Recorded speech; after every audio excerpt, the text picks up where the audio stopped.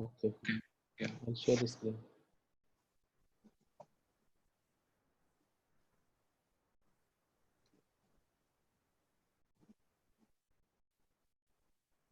Okay. Mm. Okay, so should I start?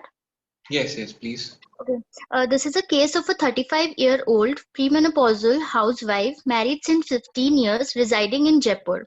She came with the chief complaints of bleed per vaginum since the past 4 months.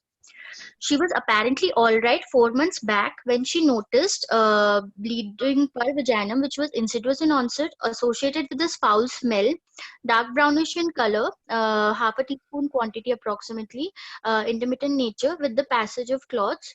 It was not related to menstrual cycles or associated with pelvic pain, fever, or any episode of postcoital or intermenstrual spotting was also not there. There was no history of any tamoxifen or oral contraceptive pill use. Can I interrupt you? Yes, sir. Good morning, sir. Good morning, sir. Good morning, sir. Can we just start once more, because I think there was a missing link in between. Can we start with the complaint again? Sure, sir.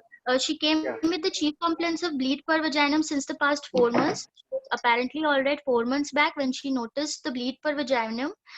It was insidious in onset, associated with foul smell, dark brownish in color, with the quantity of approximately half a teaspoon, intermittent in nature with the passage of clots, not related to menstrual cycle or associated with the pelvic pain, fever, or any episode of postcoital or intermenstrual spotting.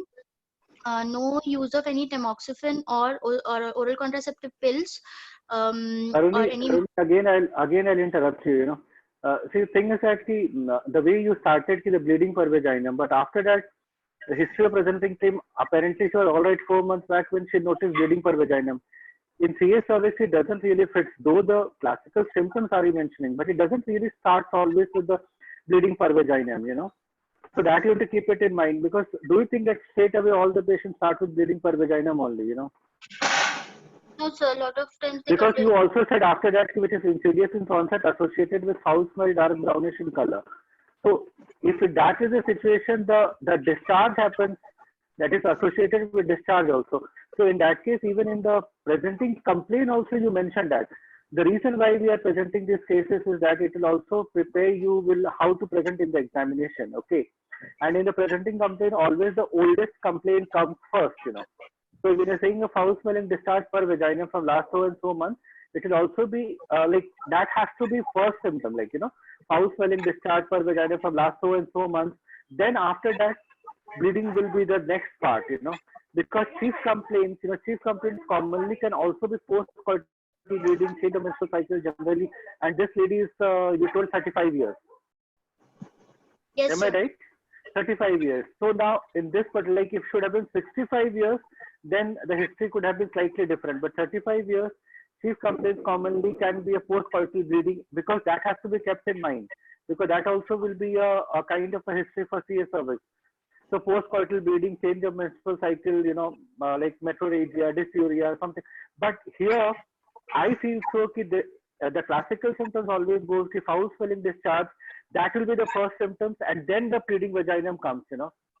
Because the reason why am I saying there are certain examiners who are extremely finicky about the CS service state, and it's a boon as well as disguise when you get a CS service, because examiners expect a lot from the CS service.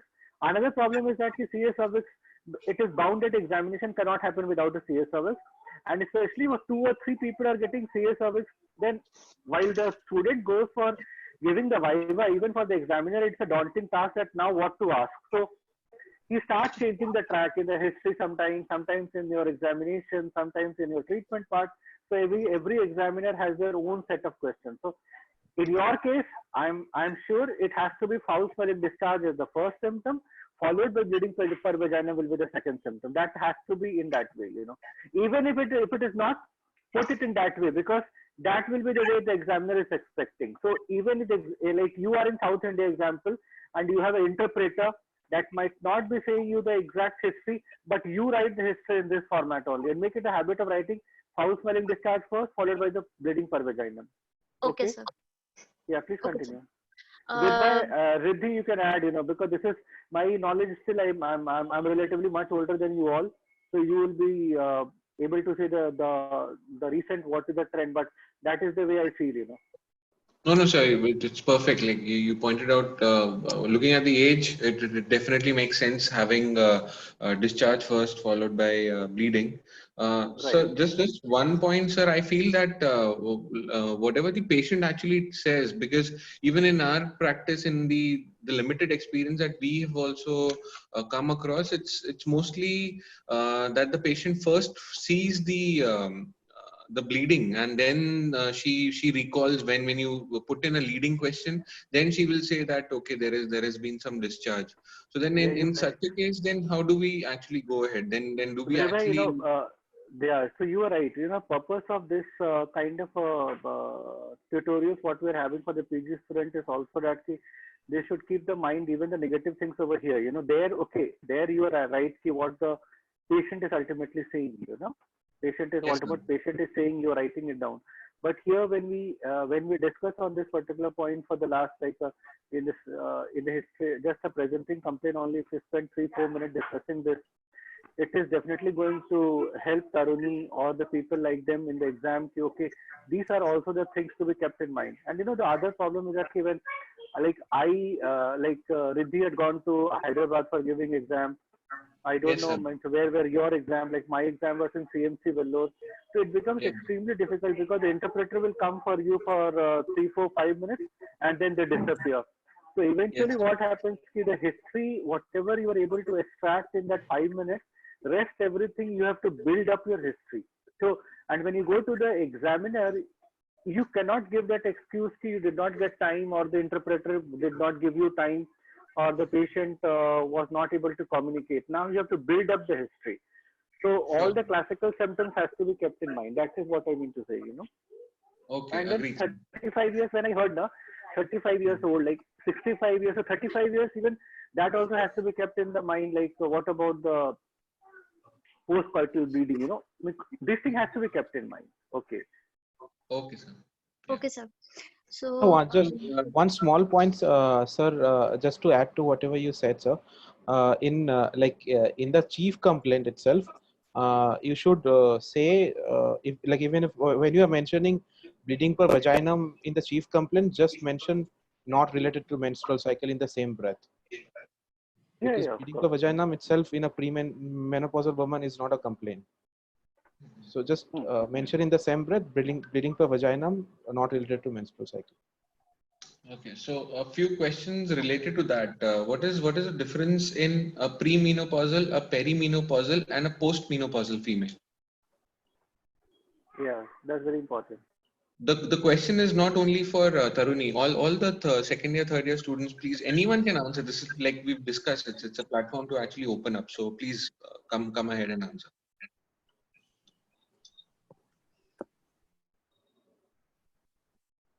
Taruni, you would like to answer? so menopause is that stage where either the female has not had any menstrual cycle since the past 1 year, or if she has had any if surgery bilateral oophorectomy, or if she is on tamoxifen or any other such hormone replacement therapy, then change.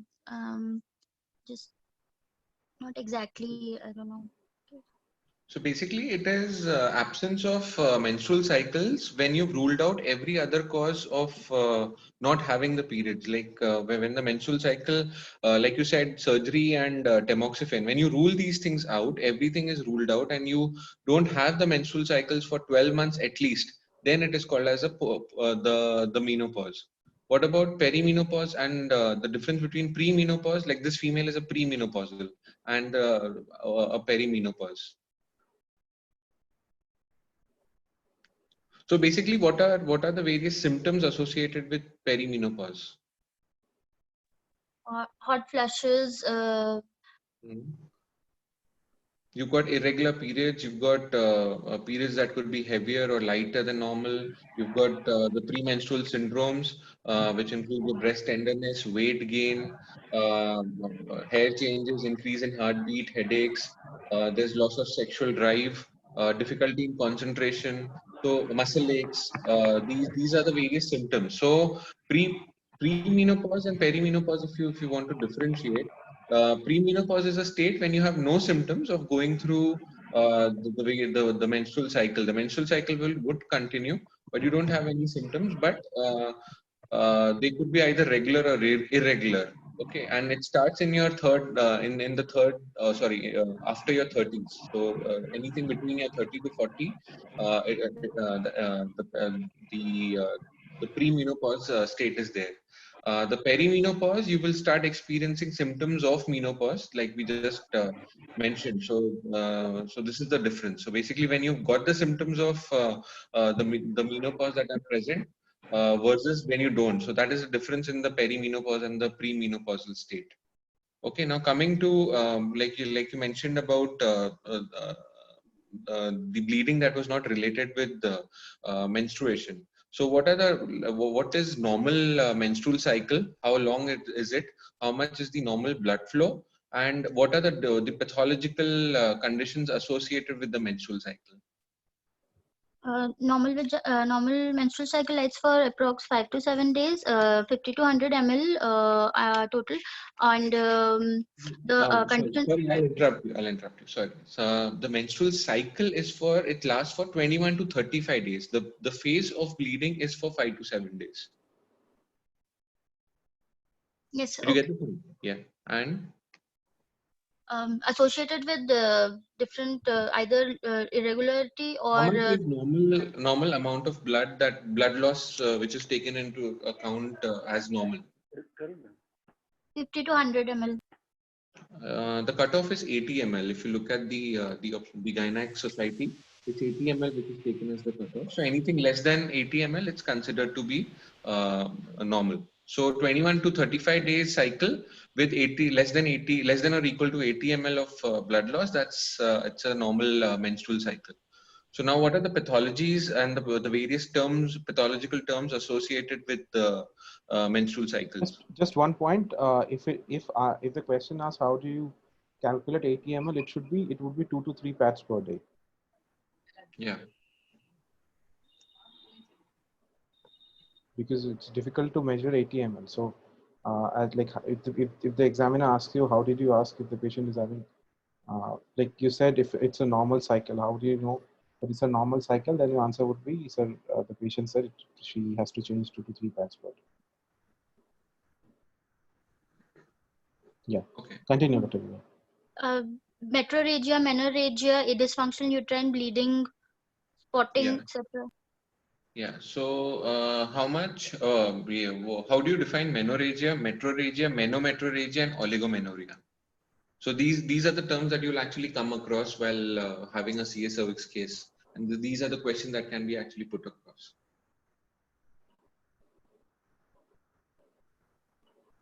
Anyone who would like to answer? Dr. Bhupen? Yeah. Hello? Yeah, please answer. Yes, sir. So menorrhagia is heavier menstrual flow, that is more than 80 ml. And metrorrhagia is intermenstrual bleeding. Menometrorrhagia is intermenstrual bleeding, which is heavier.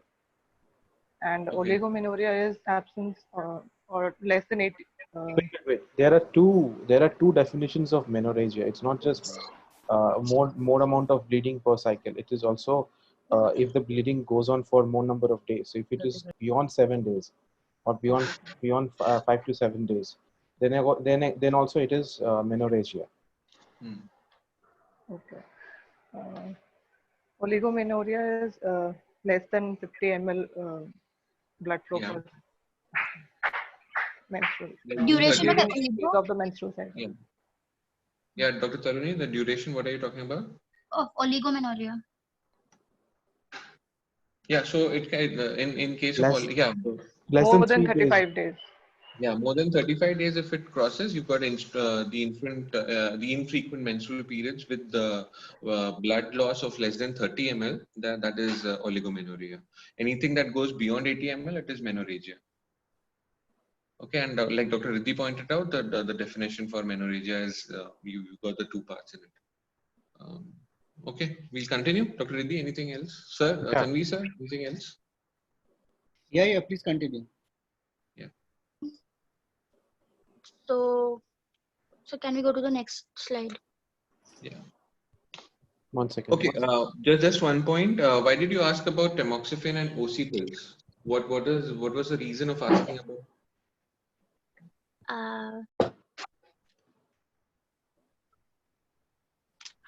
Tamoxifen use and oral contraceptive pill uses, they can also affect the they can cause the hyperplasia of the endometrium and cause bleeding episodes. And besides that, forget this is a cervix case. You're actually prefixing yourself with this to be a cervical malignancy. She's What married, else she already are has you 2 using? kids, so maybe she might take oral contraceptive pills. And what other malignancies associated with tamoxifen use? See, endometrium. Yeah, so that you have to remember. See, because whenever you're looking at your clinical history, you're actually ruling out all the differential diagnosis that can be associated with bleeding. Okay, now if we just stay with bleeding per vaginum in a 35-year-old female, what are the different causes of bleeding per vaginum in such a young group? What differential diagnosis do you think would be arising?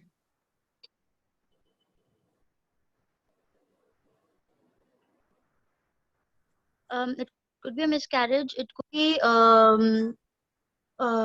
sorry. It could be due cervicitis or some since there was foul smelling and it was associated with discharge. So it could be an infection or trauma could have been there. Okay, yeah. So what you need to even add in this case is the use of the intrauterine devices. Okay. So the reason of asking you was that only the use of intrauterine device along with tamoxifen and OC pills needs to be added. In yeah, I think you covered the rest of the history very well. Okay, yeah. So you can continue. Go ahead, please.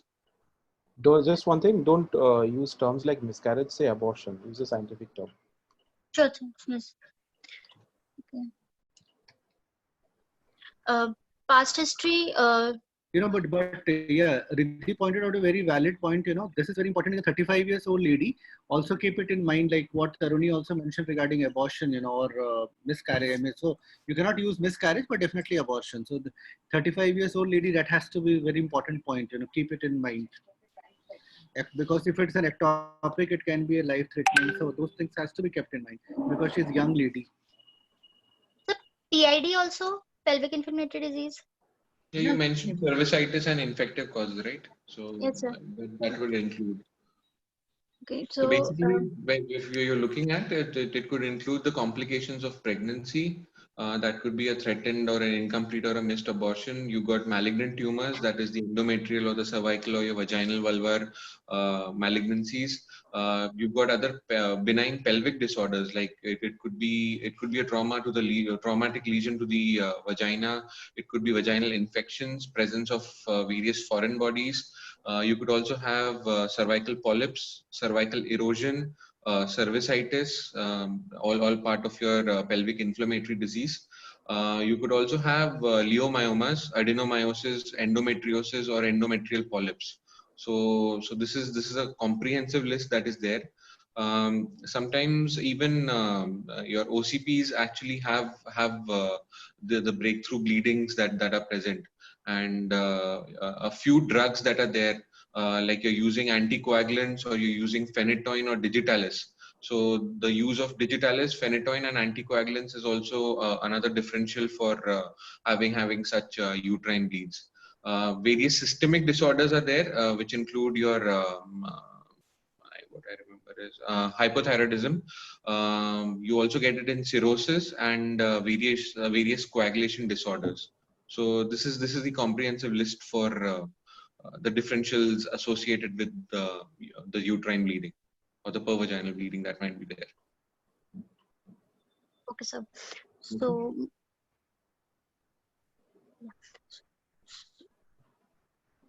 Dr. Riddhi, can we move to the next slide? Yeah. So she has had no past history of any diabetes mellitus, tuberculosis treatment or hypertension or any past gynecological procedures. She is gravida 2, para 2, live 2 children, no history of an abortion. The children are aged 5 and 7 years. First child at the age of 28 years. She attained menarche at 16 years. The menstrual cycles were regular. 5 to 7 days duration, normal flow, no significant family history, vegetarian by diet with an adequate sleep and normal bowel and bladder function. She belonged to the middle lower class family according to the Kupuswamy socioeconomic scale. Again, Okay. no G2, okay? It's just V2 L2 A0. No G2. Yes, I wanted to ask about this. I get confused with that gravity and gravida para formula. The gravida is only if the patient is pregnant now. And anyway, if it would be, Okay. if it patient is pregnant now, it would be G3, not G2. So no G2. So gravida is the total number of confirmed pregnancies that a woman has had, regardless of the outcome. Yeah, but you're supposed to write. See, para is only when Number if the patient a patient has taken the carried the pregnancy birth beyond 20 weeks. 28 weeks. So that is there, and gravida is if the patient is pregnant at all. But if the patient did not carry the if the patient did not carry the pregnancy to term, then and she had an abortion, then that adds to the A. So it doesn't come. So you're not supposed to write G. So you're saying that if the patient had got pregnant for the third time and she did not carry it to the to term, so she did not carry it for 28 weeks, then it would be adding to the A. So it would still be P2 L2 A1. Sir, You're supposed to add only if the patient Understand is that, pregnant now.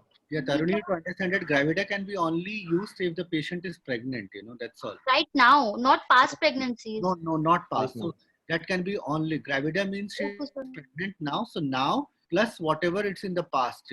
So then only you can use gravida. If the patient is not pregnant now, then there is no terminology called as G. It will be only P plus your abortion part. So there will be nothing called a G now. Okay. So Okay, if sir. she's not pregnant, no G. That's all. Yes, sir. Taruni, can you just repeat your negative history once more?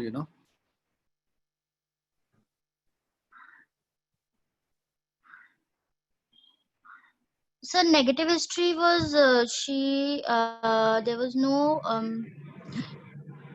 the Yeah, bleeding I've was changed not the slide. the bleeding was not related to menstrual cycle, no pelvic pain, fever, or any tamoxifen or oral contraceptive pill use, any high risk sexual behavior, groin swelling, edema, feet or backache, flank pain radiating to the groin, hematuria, bleeding per rectal, chest pain, dyspnea, and hemoptysis.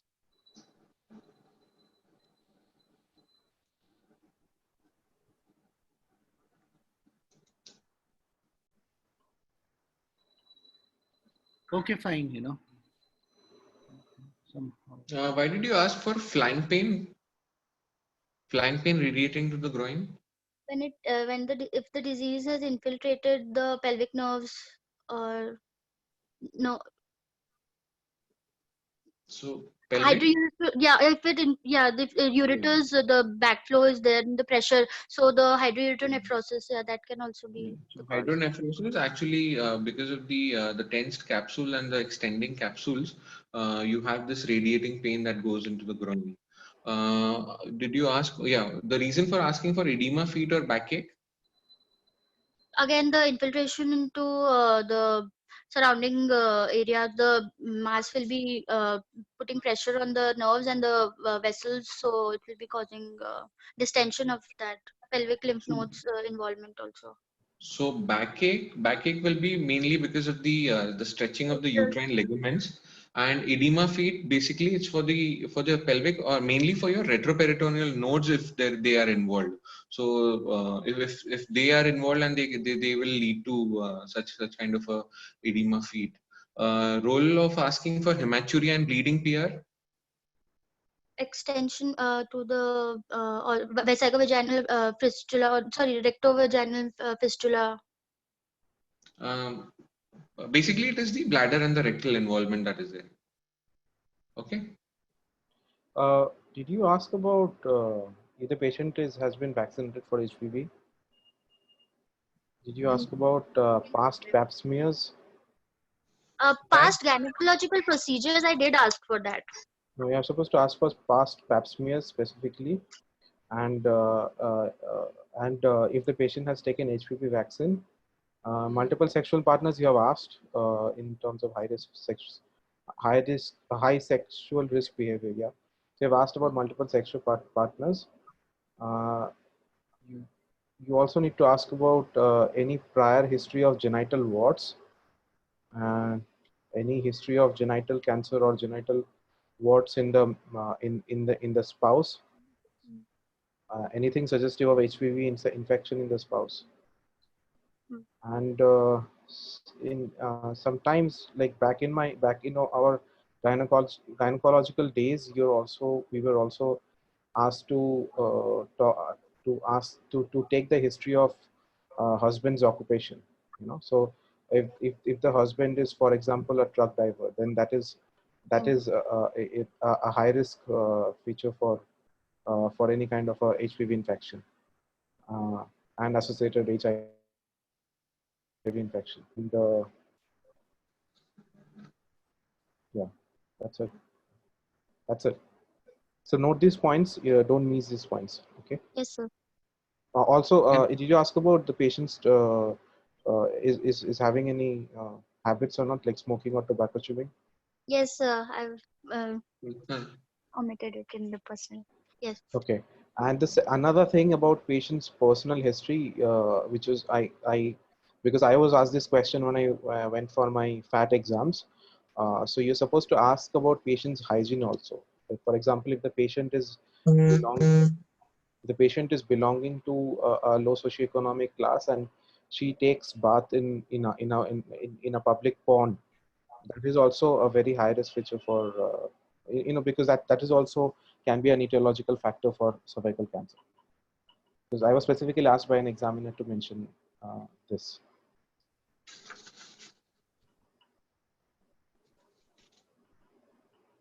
Okay. We'll continue. So can you please repeat about the retropharyngeal lymph nodes, the backache?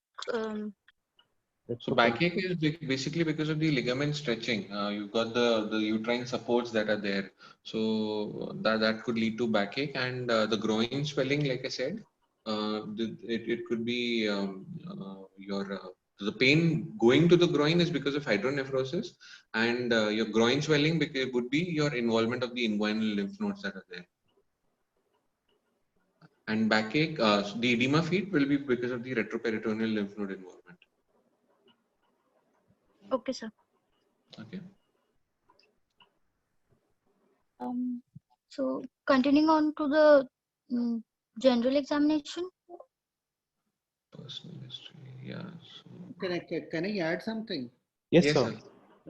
Actually, while we were discussing, actually my laptop was like on, and my wife was just listening to the history. So she just mentioned something, like she's a gynecologist. So she mentioned something. I don't know how much it's useful, but she told that this menorrhagia, metrorrhagia, the way the definitions what we say is fine, but of late it has been modified and changed. And she said she has sent me a slide. I'll forward it to you all.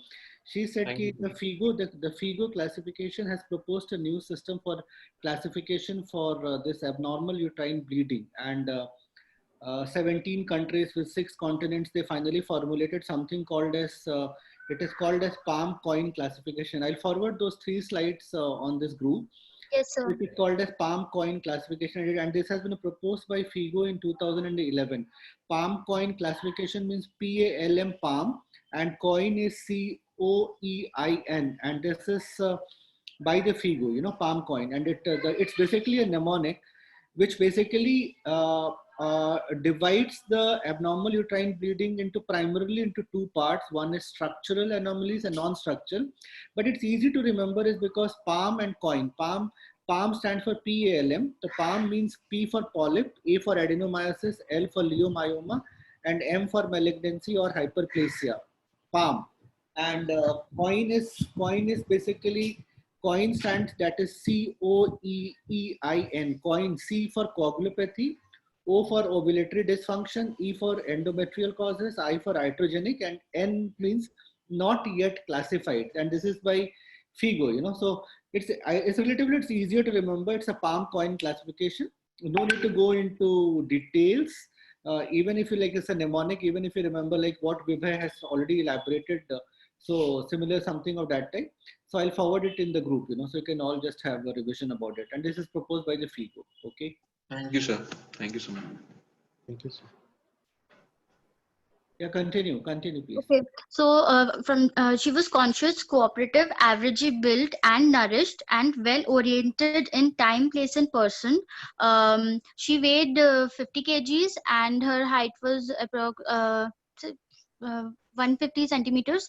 The BMI was 25 kg per millimeter square. She was asked for consent and explained about the examination, and a female attendant was present with the examination being done in a well-lit private room after telling her to pass urine first. She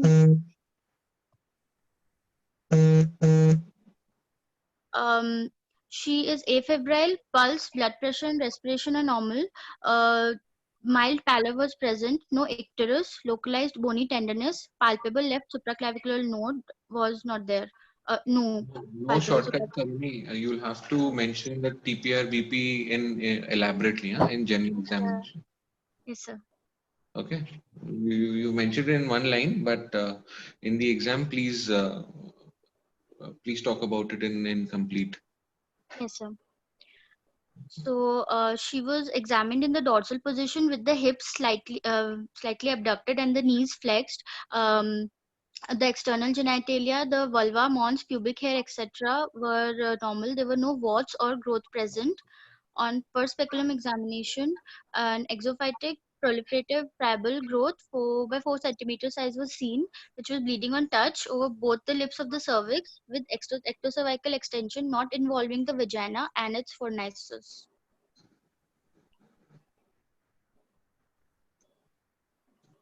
On For first point, there's just one thing. Why etc. Like what else are you actually trying to look into? So first of all, in the local examination, when you're doing the inspection of the external genitalia, you mentioned about the vulva, the mons, the pubic hair. That is fine. So you don't need to actually put in an etc. because that will land you in trouble. They'll ask you like what else are you actually looking forward for. The other thing is what our teaching and even in Tata what they used to say was you have to mention about the undergarments were they stained with blood or with any discharge that was noted. So that becomes part of your inspection itself. So when you start with your local examination, you say that. Okay. Can you, Dr. Riddhi, can you just go to the previous slide once? I just wanted to have a look. Yeah, so the patient was examined in a well-lit. Yeah, you've mentioned about telling her to pass urine first. So that is what I was actually looking for. Next slide, please. Yeah. So you're talking about the lesions, the warty lesions. You've talked about no, not involving vagina and fornices. And yeah, so just mention about the stained or the unstained undergarments that were seen, because the discharge, like sir said, 35-year-old discharge is something which will be more common, so that needs to be put across. Per speculum of exophytic proliferative growth. So can I ask this question? Speculum should we use, sir? Before that, can I ask this question? Yeah, we'll coming to the speculum. So can I ask this question, Dr. Taruni? Did you do PV first, or did you do a per speculum first? the per speculum first. Okay, so like the way I was taught, you can say that because you know that if you're doing a per speculum first, and you have a very large growth inside the cervix that you are not aware of, at the large proliferative growth, and you insert the speculum, it completely breaks off the growth, and there will be torrential amount of bleed, and you won't be able to examine it examine it at all. So you can say that I did a gentle PV first, just to see if there is any large growth, and after that I have done my post speculum examination first. Okay, sir. Riddhi and Vivek, just can I revise once more, because even Yes, sir. I'm confusing in between, like how we are proceeding. So if we just, like, you all correct me, imagine for a few moments that I am Taruni and I have to just go by the headings. So first I'll start with the personal history. Then Yes. with the patient and who is the patient, name and all those things. I'll say the presenting complaint. Then I'll say the history of presenting complaint. I'm talking in relation to the cervix I'm talking about. I will take the negative history. Negative history also, it will be in two headings. First will be in a form of local, which will describe that what is the effect of the gross tumor. So that will be local negative history. Then loco-regional, like what Vibhay was asking, that why this pain or that pain, because everything has a significance. So loco-regional, I'm talking about negative history now. And then the negative history in the terms of distant metastasis. I think Taruni did cover that, but also keep it in mind that distant metastasis, like which was earlier also admitted for long time here. sorry. I can't remember that he was admitted. I So saw I the think movie in they have August. Hello? Sorry, sir. Sorry. Someone. Am I audible? Yes, sir. You are. So please continue, sir. So negative history in the terms of local, loco-regional, as well as distant metastasis. Then about her past history. Then in CS cervix is very important, and particularly for this lady, 35 years old lady, about her menstrual history, about her sexual history, because though it is difficult to take this history, but at least we'll have to write it that no history of sexual promiscuity, multiple sexual partners, or the venereal diseases like what Riddhi told, if husband is a truck driver or something like that. So everything has a meaning. So sexual history, then her obstetric history, her first childbirth, so that will be coming in her obstetric history, then her contraceptive history, her addiction history, her medical history, her dietary history, social history, like in the form of which socioeconomic status she belong, her family history. So these are the things which you'll have to remember in the terms of CS cervix. So all this history. Now, no need to write it in a separate heading, but if you remember all these histories, at least will not be able to miss anything. So that I meant to say. And then when you come to the examination, as Riddhi already told, that proper bladder evacuation, but always start with that. It looks very good that when the examiner listens, she was made comfortable by explaining about the procedures in her language, which she best understood, and took her verbal consent for the same. And she was asked to evacuate the bladder, and with a proper lit area, she was examined in the presence of a female attendant with care to provide full privacy. So all these things, it looks very good to hear. At least, what you have done is separate, but what you say, it carries lot of meaning. So try to write all these things. This really, because examiners like Dr. S.K. Srivastava, they are very, very much particular about all these things. Now, if you say later ki, yeah, I did it in the presence of female, I did this, but then sir will ask that, why didn't you say? So it's very important that you also say. Okay, sir. Okay. So very well summed up. In fact, it was quite brief and elaborate actually. Like you said, sir, Dr. Srivastava sir, he's very particular about even the examination part, like where you're keeping your hands while doing the PV, while you're doing your PR examination. So if you get senior examiners who are well versed with the gynec malignancies or even any other, like be very careful where you're keeping your hands, because subconsciously, like you're doing your PV or you're doing your PR, the hand should be in your bimanual position. Sometimes what happens is we in the exam stress and all, we usually keep it over the knee joint, or it's present over the thigh. So they are very particular about it. I remember during our assessments, sir actually had pointed out this point. So be very careful about that. So we'll continue. So bimanual examination is the way for the examination. I'm just confirming that for the pervaginal. Yeah, pardon me. Yeah, Can you yeah. come again? Yes, your hand would be your left hand would be in the suprapubic region. Okay, your left hand would be on the suprapubic region, and if I'm not wrong, right, Dr. Viva, and please correct me if I'm wrong. So left hand would be on the suprapubic region always at all times. You know, that is the bimanual examination that is done to see. Also, like it also helps in giving you an idea about the status of the uterus, if it's in a an anteroflex position or not. So that would give you an idea about that also. Okay. Sir, and we have to inspect with the index finger or middle finger. Index finger and the middle finger. Unless and until both. Taruni, I think Taruni again, you are. I mean, I feel so you are jumping. You know, like we were told. I mean, these examiners are extremely finicky about the entire thing, specifically for the CS cervix. So suppose if, like example, if I will be, again I'm saying, if I am Taruni, then when I start my examination, I'll always, after saying the thing, am I audible? Yes, sir. Yes, sir. Yeah. So when I start my examination, first, like it will start with the general examination in which I will mention all these things. Again, it looks very good to hear. Even Dr. Vinita Goyal, who happens to be my teacher, she is very much particular about all these things. Like in general examination, patient appears to be, like patient is a young lady.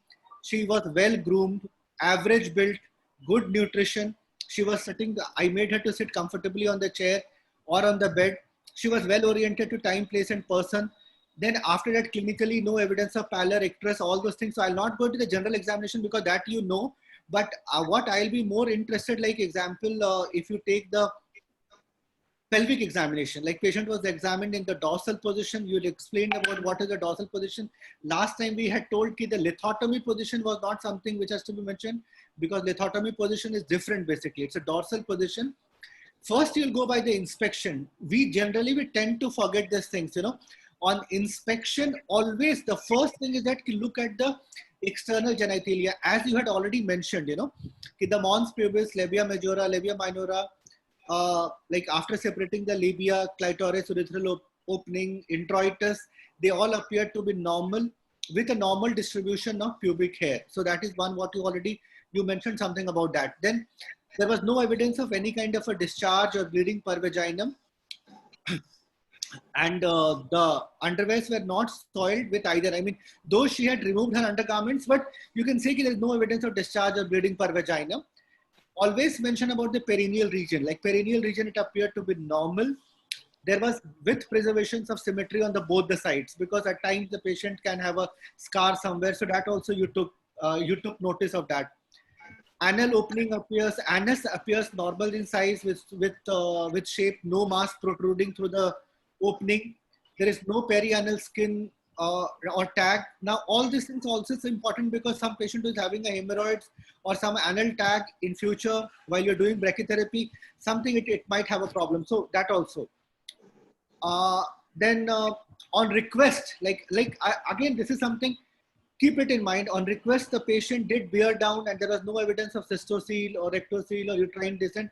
Now, even if you don't write, if you have that thing in mind, because specifically this is important, if she's a 65 instead of 35, there can be an evidence of cystocele or rectocele or a prolapsed uterus. So in 35, it doesn't hold important, but for a 65 years, it does important. So inspection, you have to see all these things and whether, now this has to be absolutely mugged up.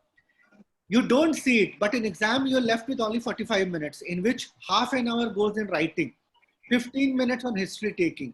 So in half an hour, you have to write 3 pages.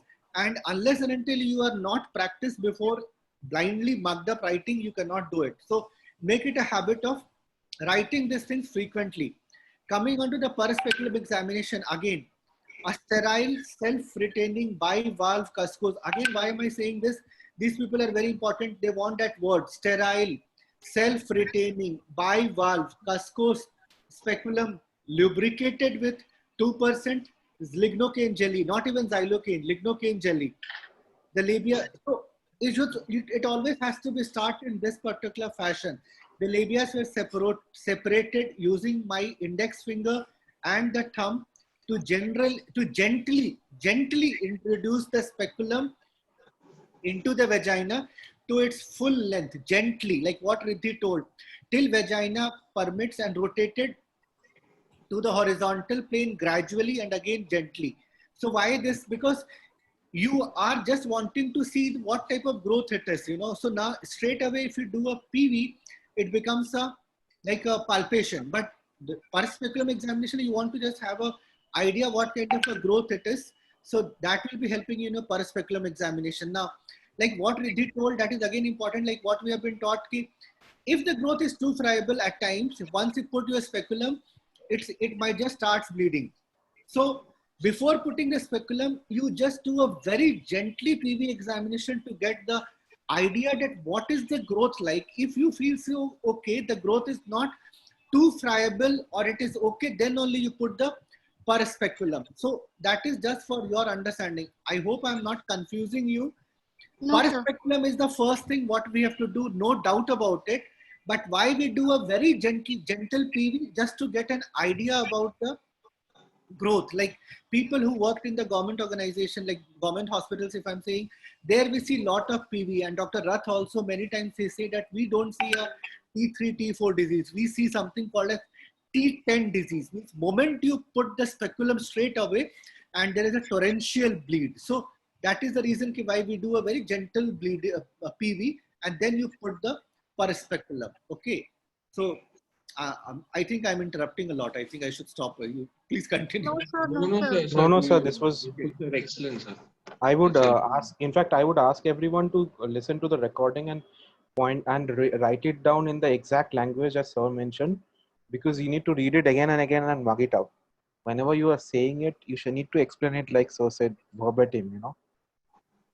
Again, for all my younger colleagues, I say, I don't like to say junior colleagues, because you all are, I mean, by age wise, you all are younger to me. Whatever I'm saying, it's not in my head. So don't think that I remember so much. I have opened it on my laptop, the history, and I'm just reading it out. So it is nothing to feel that oh, I remember so much. No, I don't remember. This history we had prepared when I was in Tata. And along with my the people who were going examination going, so that time we had prepared this history, and from last 12 years I keep on reading this history again and again. So after this class happens, I will forward that history to you all, so you can just take it down. And it's a very beautifully history written. We had written at that time, where 4 or 5 people we had combined and we had written this history. So I'll post it on the group. You can just take a printout of it, and I think it's a very comprehensive. You can further add whatever you want. And again, you can recirculate so that all we can learn. Okay. So please go ahead, Taruni. Yes, sir. So moving on to the Tanvi sir, I think you have beautifully told each and everything. I remember another one point which Dr. Sareen told us during our morning rounds in the history part, that the type of house in the socioeconomic status, whether it's kacha house or pakka house, and the condition of the house, whether it is dry, humid. So I think. Yes, sir. Your point is well taken, sir. What in the previous sessions we had discussed this point. Okay. So I was locked out in between for some time. So Dudul, I think you should concentrate on your family also, because I think very short your family might disown you, because the way no, sir, it's okay. There were some network issues. I got disconnected in between for some time. Good. On Sunday spending time, I think I don't know what will happen. God bless you. Sorry. Thank you. Yeah, so the consensus was, sir, that we'll directly put up what the Kuppuswamy stage is, the modified Kuppuswamy, whether the patient belongs to the higher socioeconomic, the lower socioeconomic, or the lower middle socioeconomic. So, and if the examiner asks, then the components would be talked about, what the education was, how the housing is, how the hygiene and everything is surrounding the place. So let the examiner go into the details of that. So when you're mentioning the modified Kuppuswamy scale, it will be in terms of lower middle economic status or your higher economic status, and then let the examiner ask you what all did you ask in the socioeconomic status.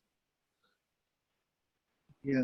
Even for Kuppuswamy, modified Kuppuswamy, I just have a mnemonic. I'll just share with you. We know what is the vowels. Vowels are A, E, I, O, U. A, E, I, O, U. So the first and last alphabet, remove it off. So A, you remove it, and last is U. You remove it. So you're left with E, I, and O. So E stands for education, I for income, and O for occupation. So remember these vowels, the first last alphabet, throw it off. E for education, I for income, and O for occupation. So again, mnemonic, I mean, it's easier to remember at times when the examiner just ask you, so you can remember what is that, okay? Thank you, sir. So we'll continue? Yeah, please. Okay. In the pervaginal examination, the a lesion was felt in the cervical region on the lips, which involved both the lips of the cervix. It was approx 4 centimeters. Would you like to start again, like how sir has actually spoken? So from the local examination, for the benefit of yourself and the others also, I think we can start with the local examination again. So in the general exam, in the local examination, okay. So I'll have to prepare it first. I cannot just say it. Whatever you can remember, whatever you think you're able to recollect. Okay. I first made the patient comfortable. I asked her to lie down comfortably. Then I on inspection of the vulva, the pubic hair distribution and the perineal area, the anal region, the opening, the symmetry was also seen. There were no stria, there were no distended veins, there were no scars, no warts or any other growth was seen. On pulse specular examination, first I inserted the self-retaining bivalved Cusco speculum, which was sterile, using 2% lignocaine jelly lubricant, and it was inserted closed and in a gentle manner. And after rotating it inside till it was inserted till the maximum extent it could be, and it was rotated. Then I opened the valve to inspect the vagina and cervix. Very good. In fact, yeah, with practice you'll get the flow also, but you've covered it very well. You can continue. Yes. Then for the pervaginal examination, a lesion was felt in the cervix, involving both the lips of the cervix, and it was approx 4 centimeter in size. It was firm to hard in consistency, non-tender, friable mass. There was a little bit bleeding on touch. It did involve the ectocervix. It was without parametral involvement. Also on bimanual examination, the uterus was felt to be retroverted, the normal size. There was no adnexal mass felt. Then in per rectal examination, the rectal mucosa was free, lateral pelvic wall was free, and then no inguinal nodes were also not palpable. In per rectal, you said first you talk about the parametrial involvement, then your lateral pelvic wall involvement, and then the rectal mucosa. Okay. In your per vaginal examination also, you mentioned about the size. So you just mentioned it to be a 4 centimeter. You need to actually, when you're doing a per vaginal with your fingers, you're feeling it. You have to at least give 2 dimensions, or if you can, the third dimension as well. You talked about whether it was bleeding on touch or not. That has to be mentioned.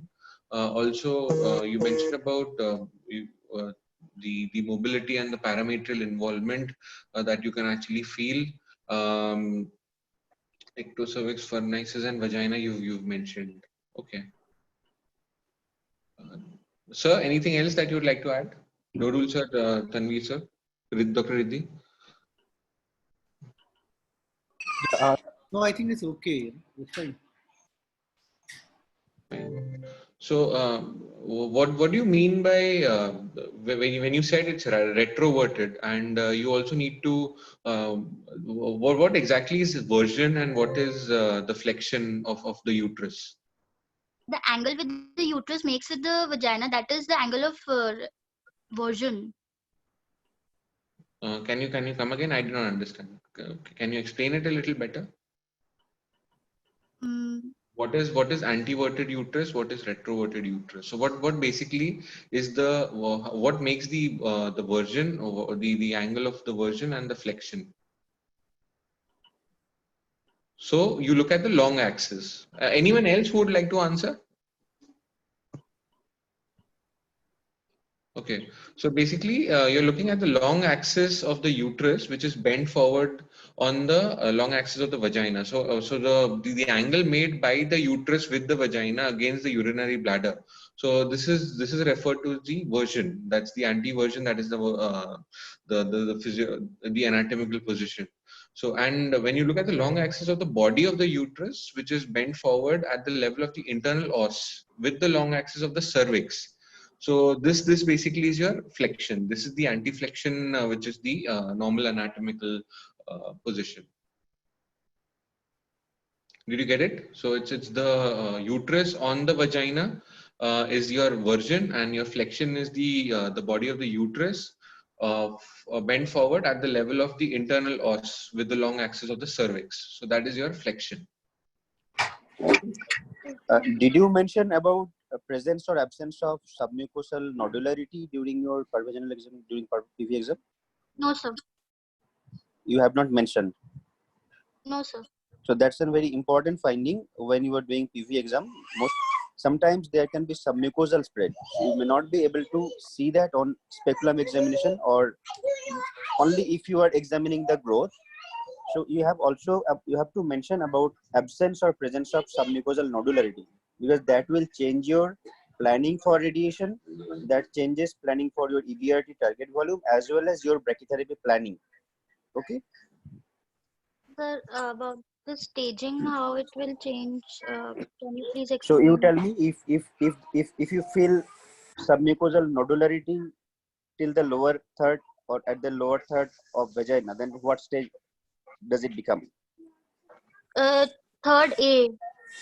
Third A. So if you disregard anything else, lower third of vaginal involvement makes it stage 3A. So when you are planning with EVRT, your field will be different that way. So submucosal nodularity, clinically, if you are able to feel submucosal nodularity in vaginal examination, that's clinical sign of lower third of vaginal involvement. Okay. So your portal will be different. Then again, if you are planning brachytherapy, lower third of vaginal involvement makes it a candidate for upfront interstitial implant, because if you are planning only with ICRT, then the dose will essentially be confined within proximal part of vagina, and the lower part of vagina will be missed. So that will be underdosed, and then there will be a risk of recurrence.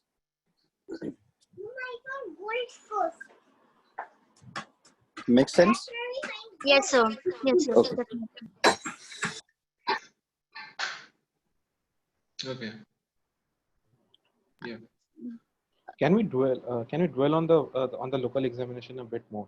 So just for the sake of the junior colleagues, can you, Dr. Tarani, can you mention how exactly did you go and examine the parametrium? Examine what? The parametrium. Riddhi, can we just start once more from the per vaginal? How Taruni can explain once more the per vaginal examination? Yeah. Just mention how you did it. Per rectum. Okay. Okay. Not the findings. Just mention the procedure.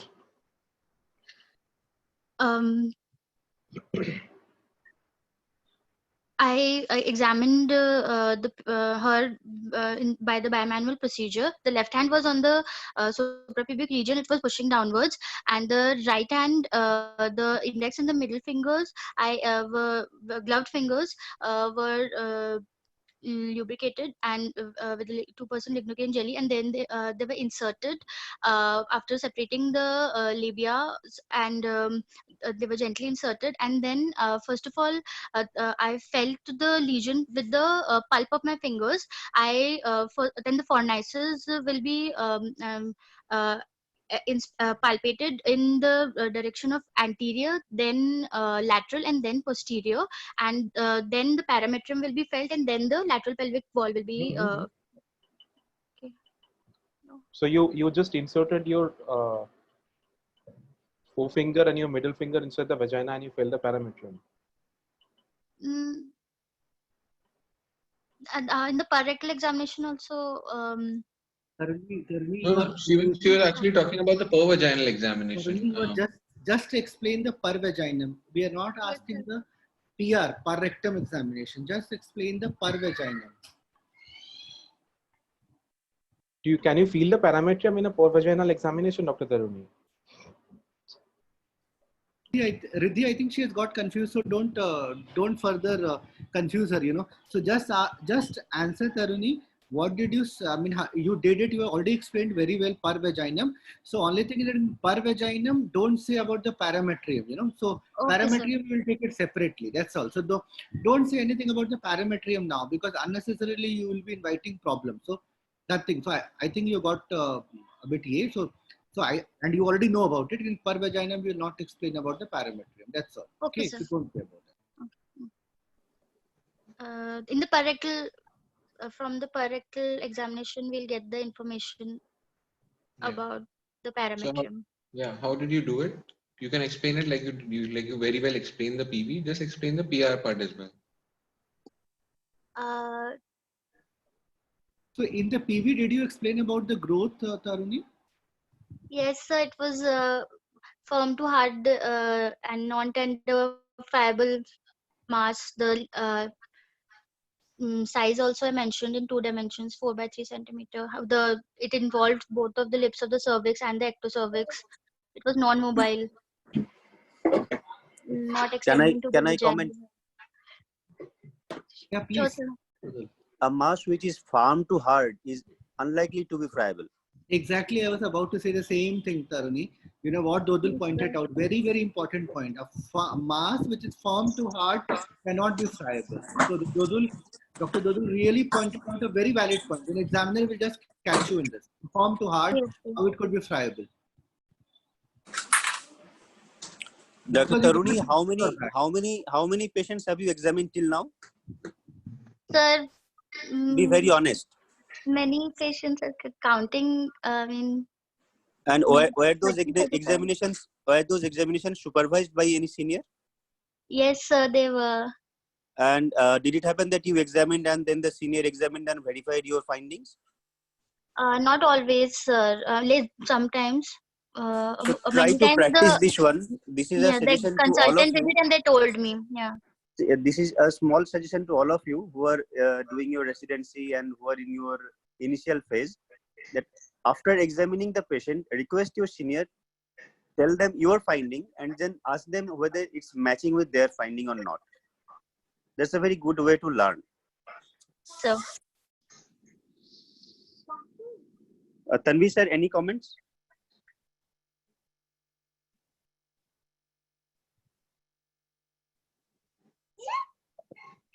Tanvi sir, are you here?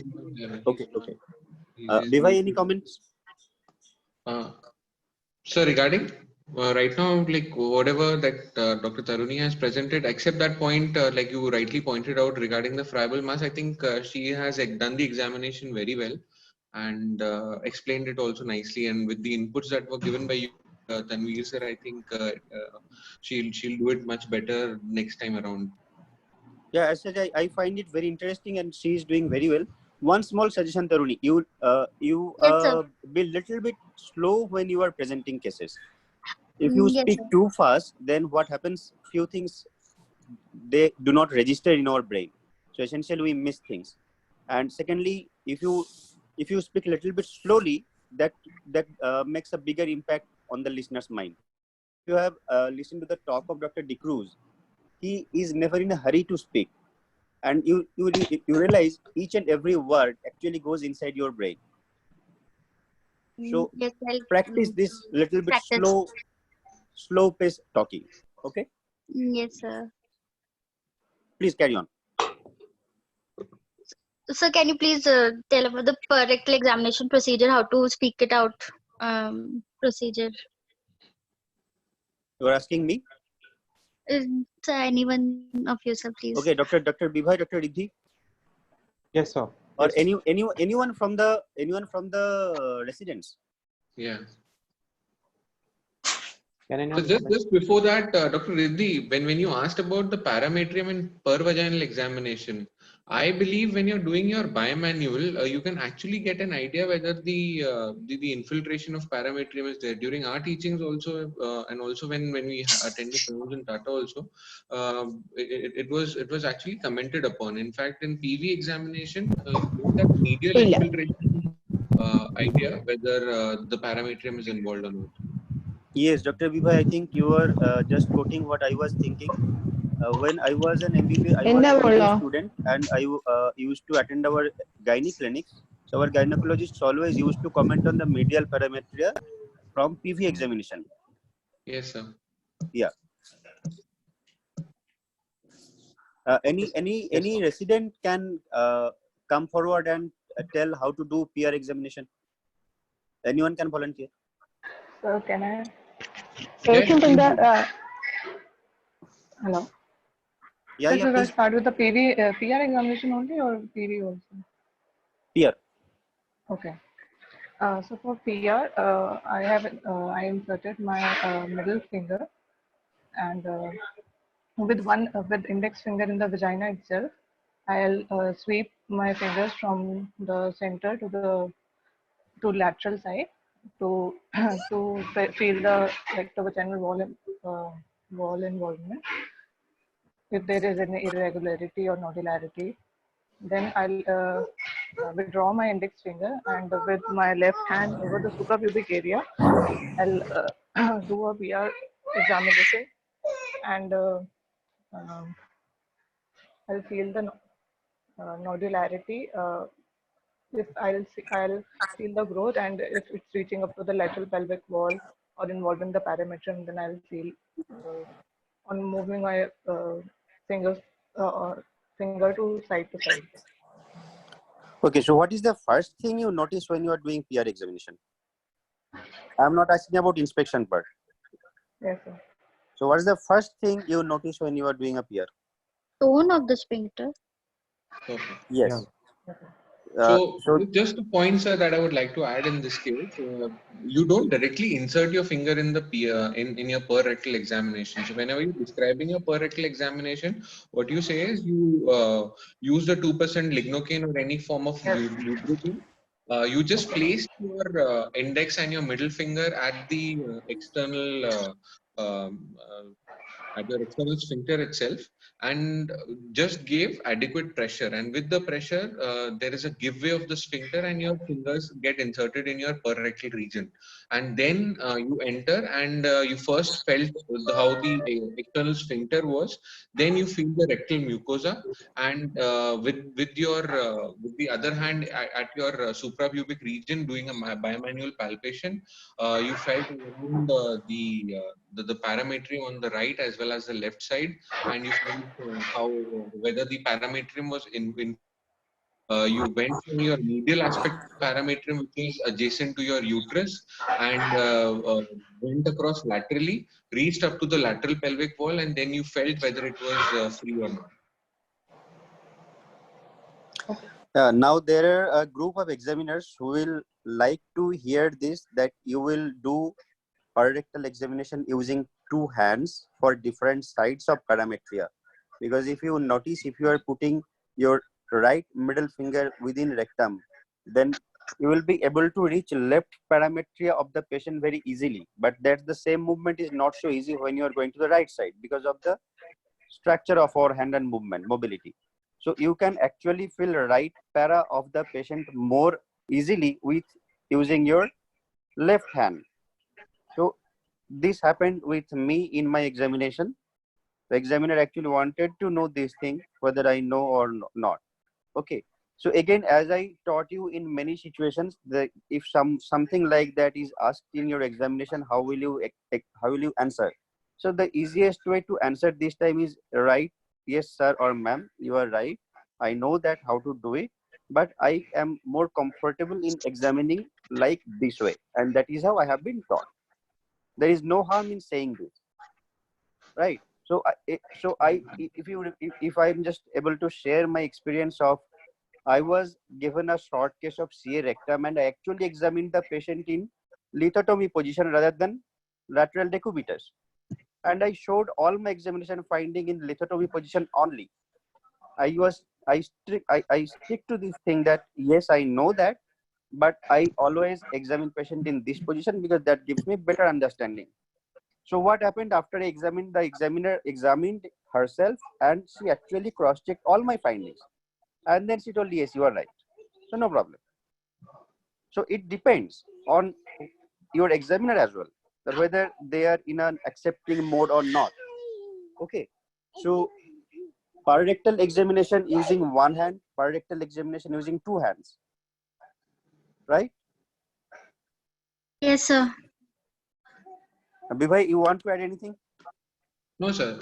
You've summed it up very well. Okay. So the diagram is important. Diagram. Why have you not drawn anything in the first part? Sir, I wanted to ask you about that itself. I couldn't. So at least like the cervical region, you just need to shade it. Okay.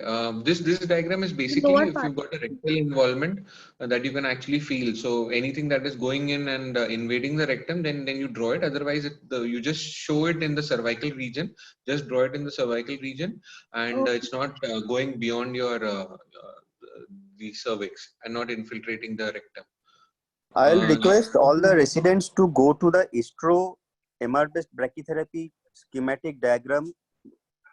They have beautifully explained how to draw schematic diagrams for cervix examination. Try to follow that. I think Tanveer sir has shared that page today, I believe. Yeah. So share the image in the. The only problem is in the exam, it's very difficult to actually draw those diagrams because they're very meticulously made. So this was just the few things can be done, like the straight view, like the lateral view, like the coronal view. So sagittal, coronal, and straight view. That is not that much difficult. That can be done, and it's always better if you can actually mention your clinical finding, the size, etc. Yeah. Okay. So we'll move ahead, sir. In the diagram only, just one more point. Whenever you're drawing the disease, there is also it is also mentioned in this way that they have the pictures that has been shared that is when you are drawing the disease in color format. So there is a color coding, like parametria comes in one color, the rectum bladder comes in another, cervix is in red. But whenever you are drawing it with just pencil, you so it's very easy to draw. Whenever the amount that you're drawing in the cervix, the amount of disease that you're drawing in the cervix, you draw it with horizontal stripes. Whatever part comes in your vagina, that part you draw with vertical stripes, and the part in the parametrium is diagonal stripes in the cervix, vertical in the vagina, and horizontal in the parametrium. So that is how you depict your disease and how much of it is involved. So in that way, so if your disease has a component which has been depicted with horizontal stripes, it will be easy to understand that the parametria is involved or the vagina is involved if it is drawn, a part of the disease is drawn with vertical stripes.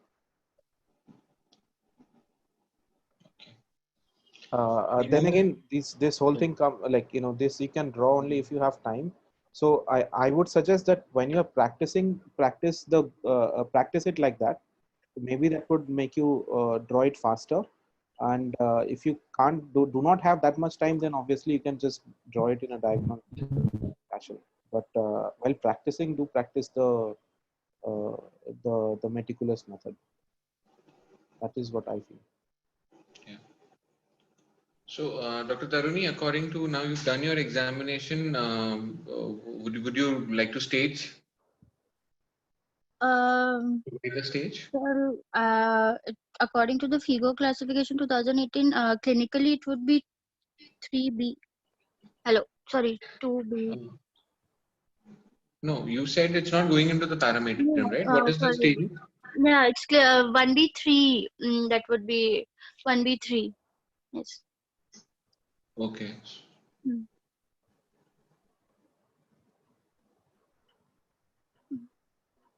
Just one point after the examination, just mention one point that the perineum, the perineum was wiped clean with a dry gauze, because that is important that after the examination you have cleaned the area, and also if your examination is in a corporate setup, these kind of points do matter.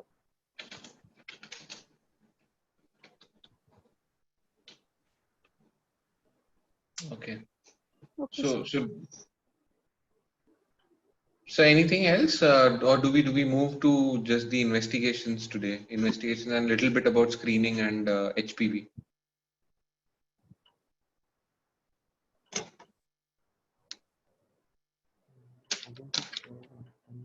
Yeah, Dr. Riddhi, Dr. Dodal sir. Tanvi sir is not here. Yeah. So I think we'll move to the staging and the management part. Let's do that. Yeah. So Dr. Taruni, you said it's what stage did you say it is? 1B3. Okay, you've got the new FIGO staging, right? Yes, sir. So what are the changes from the new FIGO staging that are there? Sir, N1 staging was removed from stage 3B, and paraotic need was removed from M1 in the AJCC. Was there any change in stage 1? Stage 1A? Okay, I'll share Depth now. of So stromal invasion were I'll added. share that in the Depth group. of stromal invasion. Yes, it was added. Yeah. So I'll share that in the group. There's a comprehensive way I have made that. I'll share in the group. Let's go through this. So basically, what sir was pointing out, in all the stages there is a difference, right from stage 1, stage 2, stage 3, and stage 4. Okay, so there is a difference in all of them. So just I would sir would be sharing. Just go through that PPT and have an idea about the new staging. Okay. Now you know it is stage 1B3. Okay, since it's an invasive carcinoma which is more than or equal to 4 centimeter, confined to the cervix only. Okay, so it's an early lesion that you're actually looking at. So how will you manage this case? What are the various investigations? First, I will go for the baseline investigations. That would be the complete blood counts. We discussed it on Thursday. You first start with your diagnostic imaging and the diagnostic investigations, which will either include a biopsy or the imagings, and then you'll go ahead and do a basic investigation. So the baseline parameters would be second, and then you'll do a metastatic workup. So always go in this faction. Okay.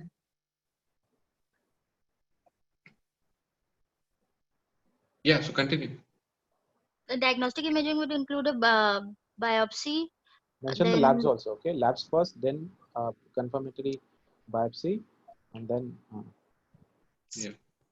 labs with the biopsy before labs. So listen, whenever you're answering, whenever they So would be, I would like to confirm my diagnosis. For diagnostic purposes, my investigations are these, which would include a biopsy or an imaging investigation. Prior to going ahead with the biopsy, I would like to do baseline investigations, which would include my complete blood count. It would include the viral markers, the liver function test, the renal function test, the clotting factors, and after that, I will proceed with the biopsy. Okay. Sir, so, okay, sir. Yes, sir. See, Did you get the because point? What is the confusion? Yes, You sir. can keep it. see Yes, sir. don't be confused. See, if the person, if you are not doing the clotting factors, you won't be able to do a biopsy. You You don't know won't be what able is to do biopsy. Yes, sir. right. It is all, and also labs. Labs investigation are the it just need to take some blood and that's it. So it's the easiest one to do. So you go do the labs first, get the clotting factor, check the CBC, check the creatinine, and then you go ahead with, because even you need to do the labs even before you need to go ahead with imaging investigations. You need the creatinine value, right? So labs would come first before anything else. But yeah, definitely, like you can mention it, like Dr. Vivay mentioned, that you would confirm the diagnosis first by doing a biopsy. Before doing the biopsy, would like to do the labs before, just as a preliminary test to go ahead with confirming the diagnosis. Yes, sir. So then for the imaging, Why would either you, sorry, why would you like to do a CBC? Sorry.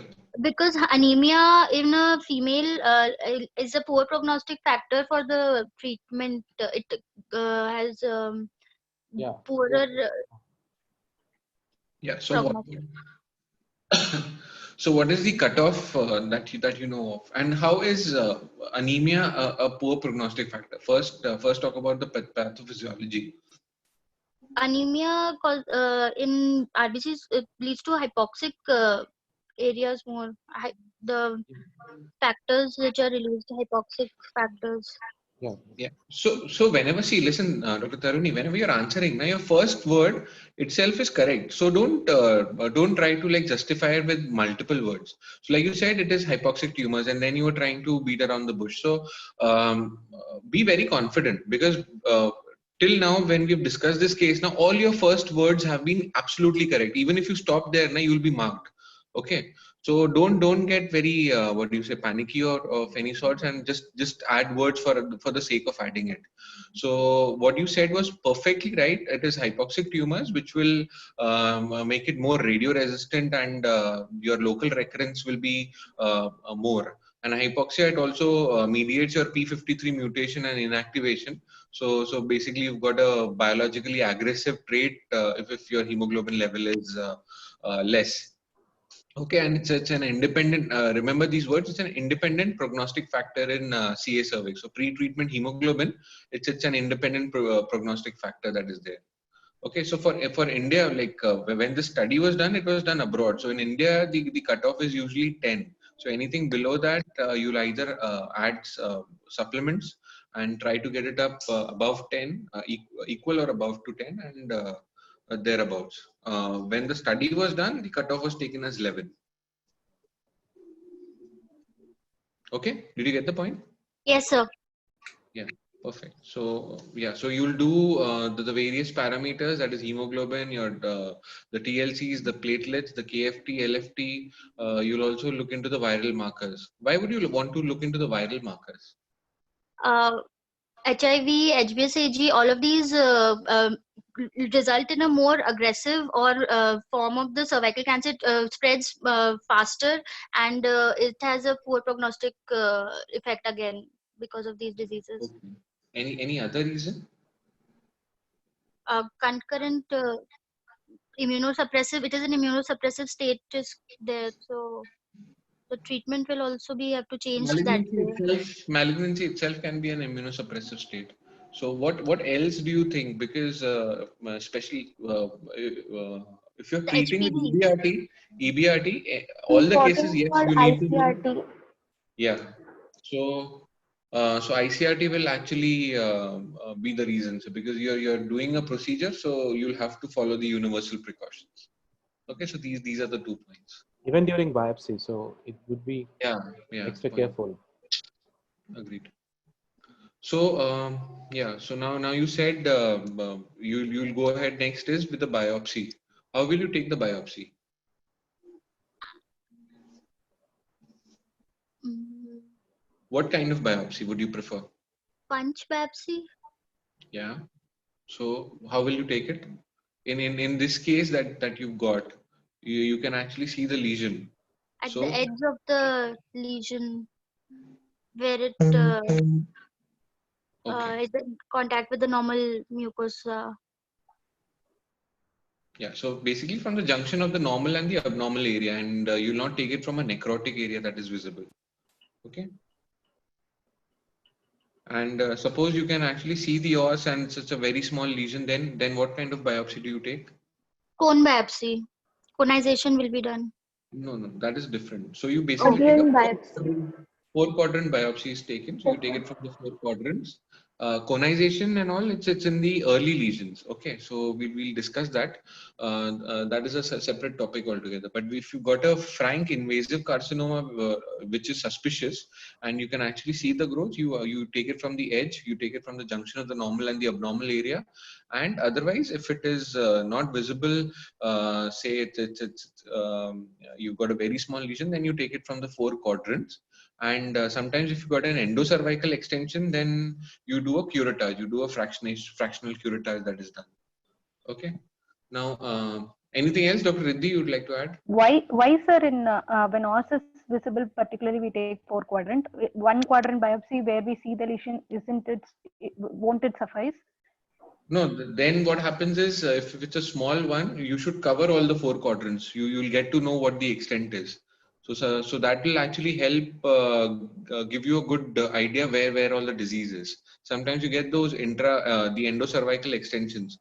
So in those cases, you're taking from all the four quadrants actually helps, and you get a good idea about the normal mucosa and the abnormal one as well.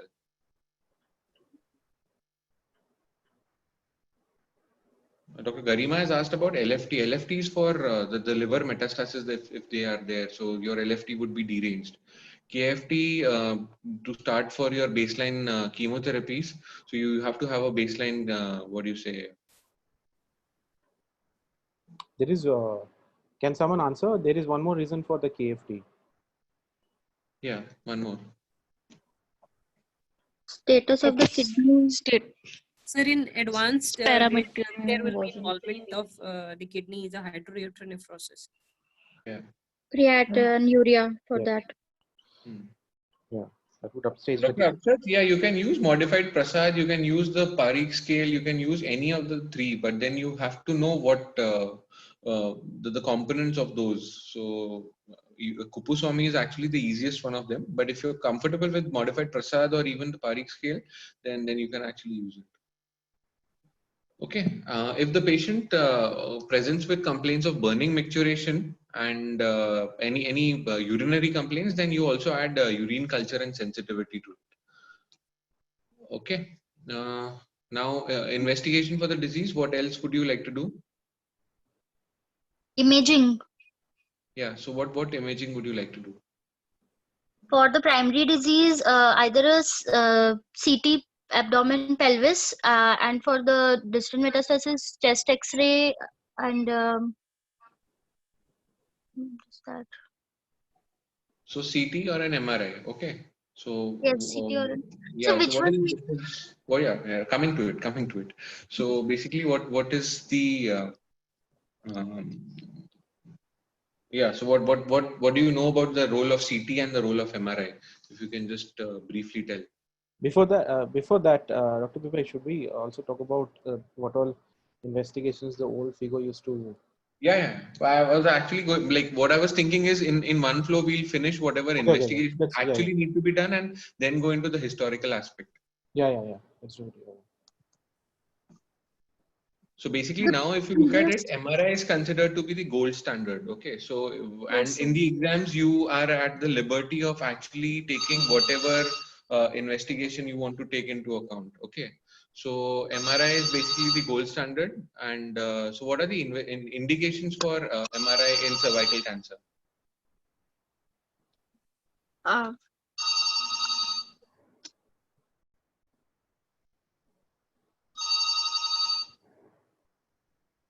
Anyone in the group who would like to answer?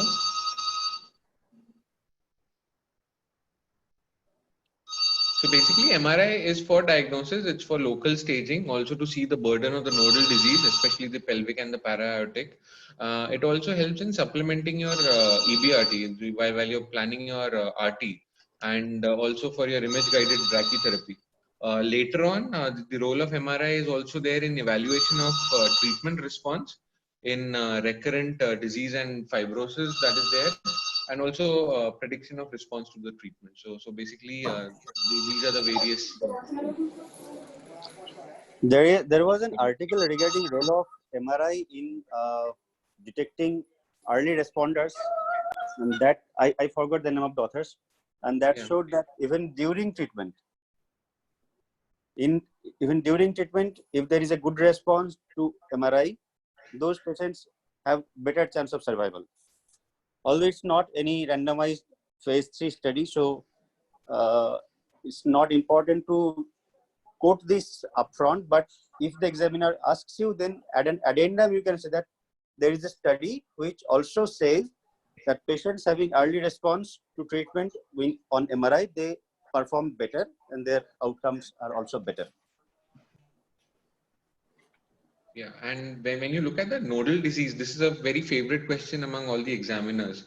When you look at the nodal disease, now you have the meta-analysis by Choi. So Choi actually looked into 41 studies who compared CT versus MRI versus PET-CT. So PET-CT showed the highest sensitivity and specificity if both taken together. So PET-CT was one. Among the two, among the MRI and your CT, CT has more specificity and MRI has got more sensitivity for the nodal burden. But if taken together, PET-CT is found to be better for your lymph node staging. Yeah. Okay, sir. But PET-CT also, PET-CT also, you need to remember, there is also the positive predictive value is not that high because of presence of because in fact any presence of infection would then upstage the disease unnecessarily. So that also I need to keep in mind that for resisting PET-CT as far as cervix is concerned. Sir, examination under anesthesia, cystoscopy, and proctoscopy. These. Yeah, we are coming to them. We are coming to them. So now since you've mentioned it, talking about cystoscopy and proctoscopy, when would you actually do it? More than equal to stage 1B3. Yeah. So basically for extensive disease or the locally advanced disease that you're talking about, and also if the disease is involving the anterior vaginal wall, and sometimes even the symptoms actually help. Suppose you're suspecting any fistula or any other urinary symptoms that are there. So in those cases, cystoscopy is there, and it actually gives you an added benefit that if there is any bladder involvement, suspicious bladder involvement during the cystoscopy itself, you can take a biopsy. Similarly, for your proctoscopy, in your rectal bleeding or any symptoms associated with it, to rule out rectal involvement, you need to go ahead and do the proctoscopy. Okay. Okay, sir. Yeah. The role of chest X-ray? To rule out metastasis to lung. Yeah. And anything else on chest X-ray that you like to look? Lymph nodes. Basically, mediastinal lymphadenopathy can also be rarely seen. So that is the other thing. So you'll have metastatic nodes coming in the mediastinum. What about barium enema? For the rectal involvement, you'll basically to rule out your rectal symptoms again. Barium enema was something which was done. It was used from stage 2B onwards prior, when FIGO did not allow for CT and the other things. So what radiographic features of invasion do you see on a barium enema? So basically you see fixation or tethering of the bowel wall. You see irregular serrations. You can see mucosal ulcerations, presence of fistula. So these are the 4 points. But now barium enema has been replaced by colonoscopy. It's of historic importance. If they ask you, you just need to mention that 2B onwards, you look into barium enema. The next is your IVP, intravenous pylography. So what exactly is the test, and what are the findings, and when do you do it? How do you do it? And dye is injected via IV cannula for the visualization of the ureters and the pelvic calyceal system. It was accepted by the FIGO for clinical staging before as well. So basically, yeah. So you're correct. Hello. Yes, sir. Yeah. So basically, it's an anatomical and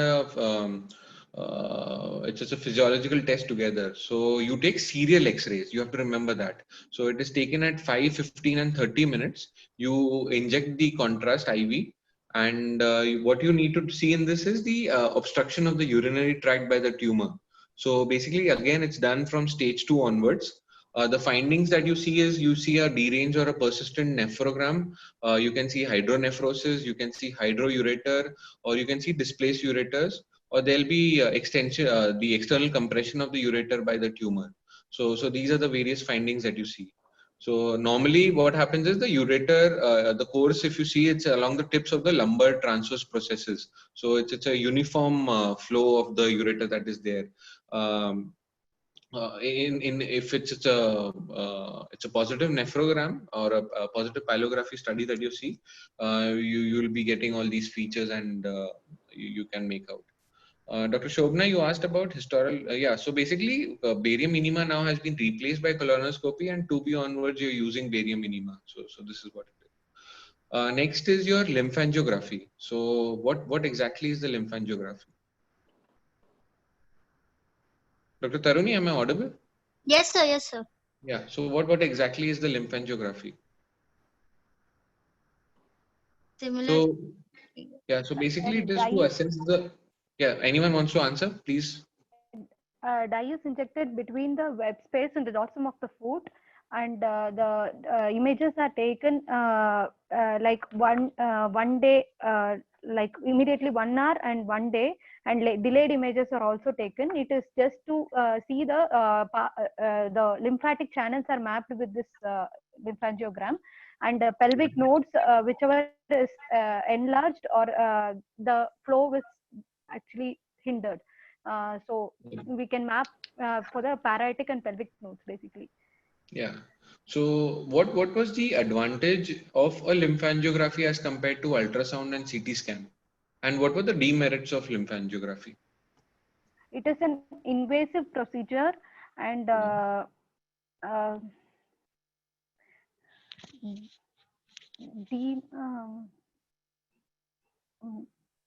sir, that's all I know. So basically, what the demerits that included were it did not visualize your presacral, the hypogastric, and your obturator nodes. Like you said, it was an invasive procedure. Also, you're injecting a contrast, so hypersensitivity risk is there. The main point is if you look at the sensitivity of lymphangiography is close to 80% as compared to CT and the MRI, which is around 55%. So the sensitivity was high. This is the only merit that was there. In fact, your older studies, the GOG studies in 1990s, they included lymphangiography as the modality to look into the lymph nodes. But now we've got the CT and the MRI. Demerits: it did not visualize the presacral, the hypogastric, and the obturator nodes. It was an invasive procedure. Risk for hypersensitivity was there. So these have been basically now been replaced by the cross-sectional imaging that is there. Okay. Okay, sir. Yes, sir. So these are the various investigations. Now talking about MRI, what are the advantages that are there as compared to the other? And prior to that, the sequences. What exactly do you see in a T1 and a T2?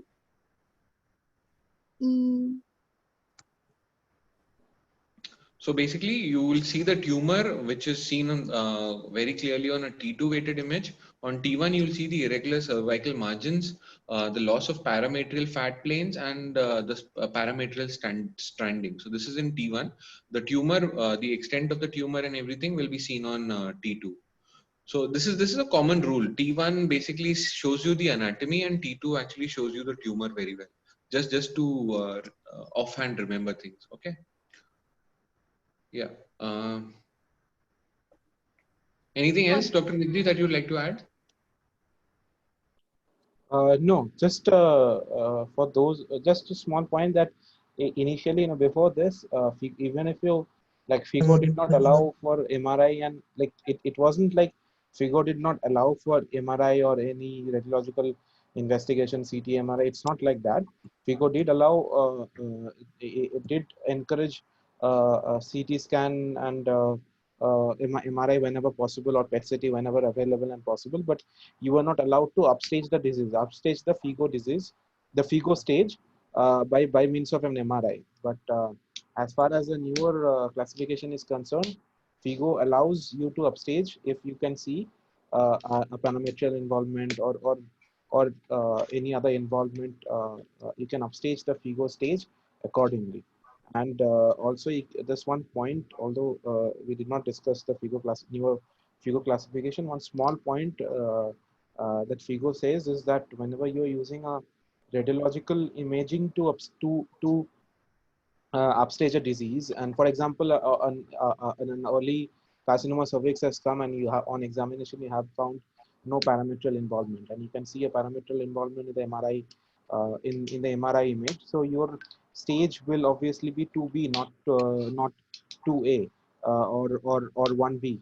So in that case, you can note the stage as 2B and a small r, saying that this small r stands for radiological imaging. So you can so when you are writing the stage, you can write it as stage 2B small r. Small r means that you have done the staging on the basis of radiological imaging. That's what FIGO 2018 says as far as the classification is concerned. Rest of it, I think, will be self-explanatory in the classification itself. Yeah. Okay. Now you know it's 1B3. Okay. Prior to that, Dr. Idhi, I think it's almost 2 hours now. Do we just mention about the screening and the early lesions, and then call it a day and discuss the management of early lesions tomorrow, or how do we go about? What is the opinion in the house?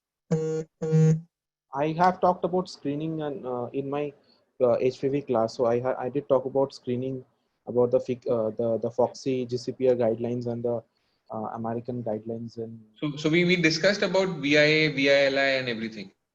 Yeah, we discussed, but although it wasn't brief, but I did discuss, and I made some notes on in the HPV class. If they want to repeat, then I'm fine to repeat. I think there's no point in repeating it, like how to go about and all. Is there any? Can you repost that videos in the group, sir? Because we joined that group a little late. Okay, so we'll just discuss it. And just 1 second. There was some issue with the issue with the Telegram group. So I have now enabled enabled everyone to see the previous post. So you can revisit the group. There was some enabling issue. I have enabled, so every member can see all the postings that were done in the Telegram group. Okay. Sir, doubt regarding the OSCE, how will it affect this case taking in this particular scenario of cervix? We will not, I think, particularly have a patient for examination. We'll probably have it made up or something like that. So that actually gives you a good, what do you say? Like for the exam, it'll stand you at a good stead, because what they'll give you is like you remember in our gynec exams in MBBS, they used to give us placards with the findings. So that is what will happen. They'll give you the findings, and more of that, they'll ask you how would you have done the examination. They would be standing there besides the dummy, and they'll ask you how you are doing the examination. So the purpose of like how Dr. Riddhi and Dr. Tanveer sir had also pointed out very well how the PV, the PR examination that needs to be done. So if you don't get a live case, if you get a dummy, in those cases you will be given they'll ask you how to do the examination and they'll give you the findings. Okay, so these are the findings, and now you tell what the stage is and how the management will go ahead with. Okay, sir, understood. Yes, On sir. that note, Dodul sir wanted to talk in something about the newer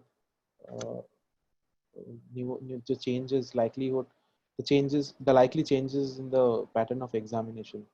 So we need Dodul to. sir, you're there?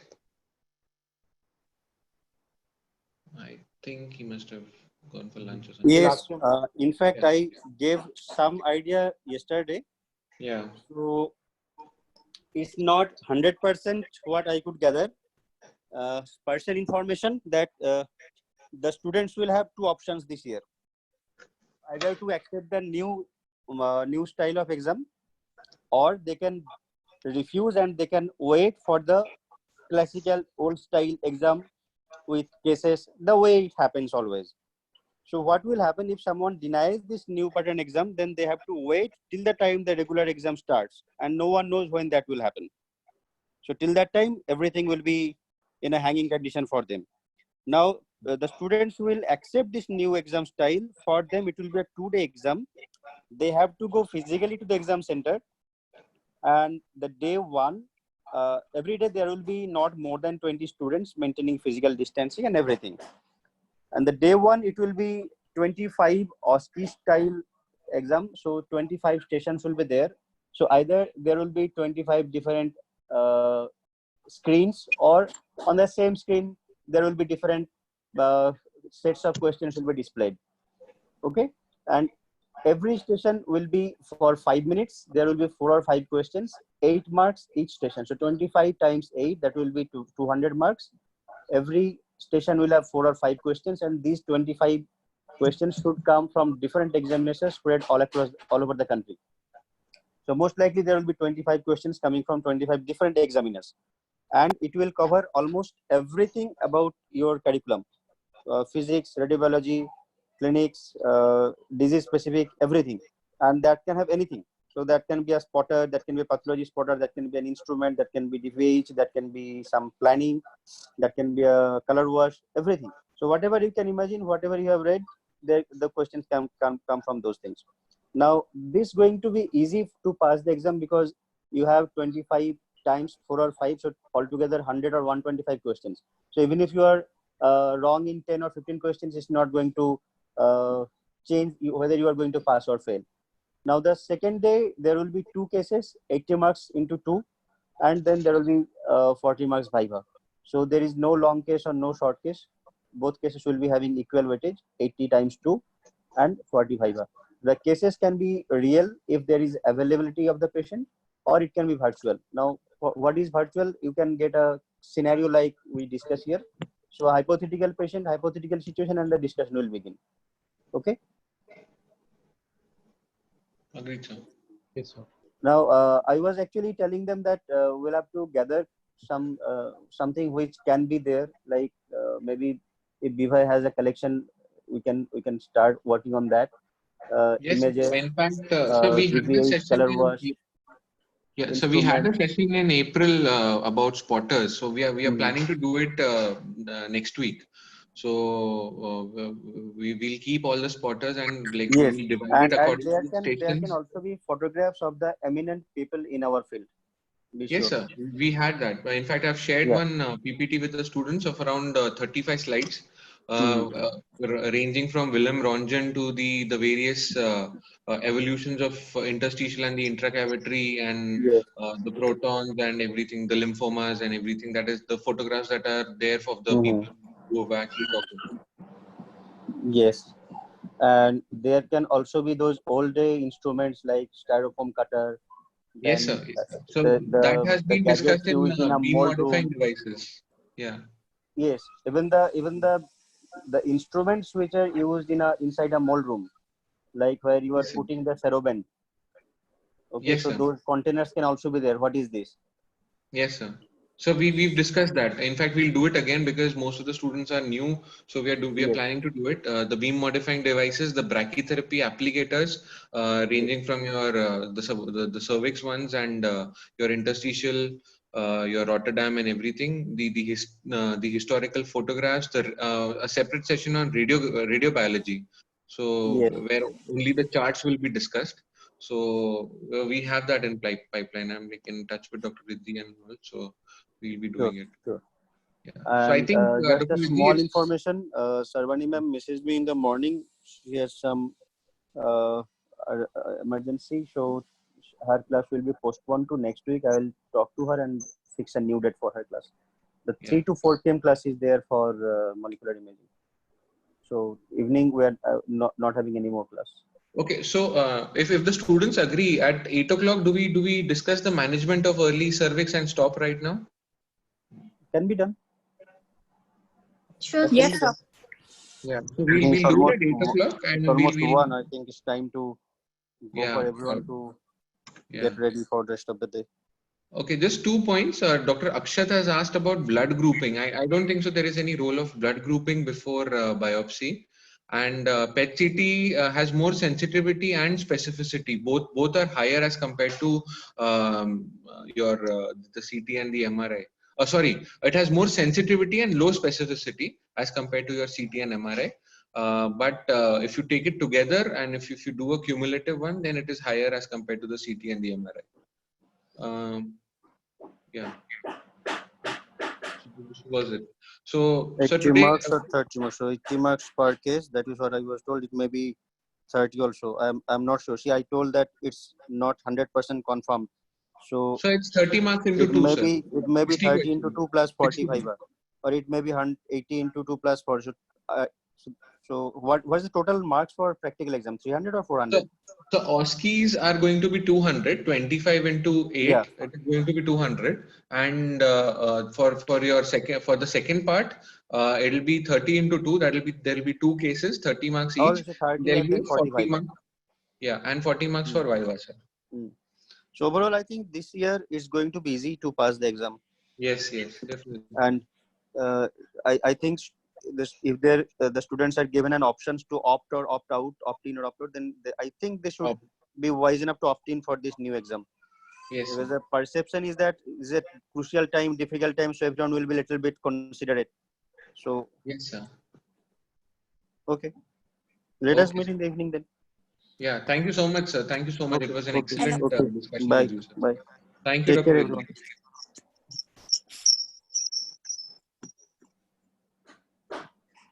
Thank you, Dr. Riddhi.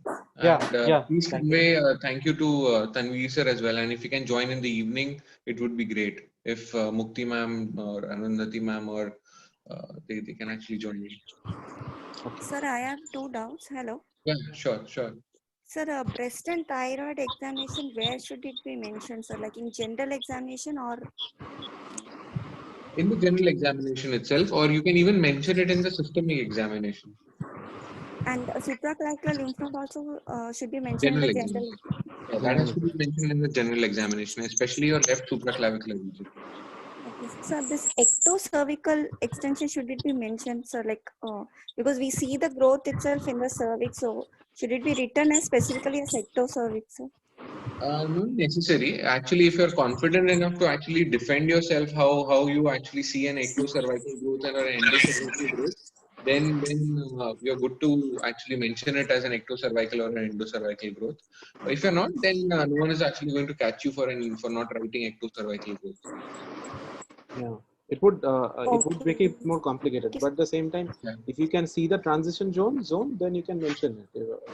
That whether part of it is in the ectocervix, part of it is in the endocervix. You can mention it like that if you can see the transition zone. Okay, thank you, sir. Okay, so we meet at 8 o'clock for the management part. Yeah. Okay. Thank you. Thank you. Thank you, sir.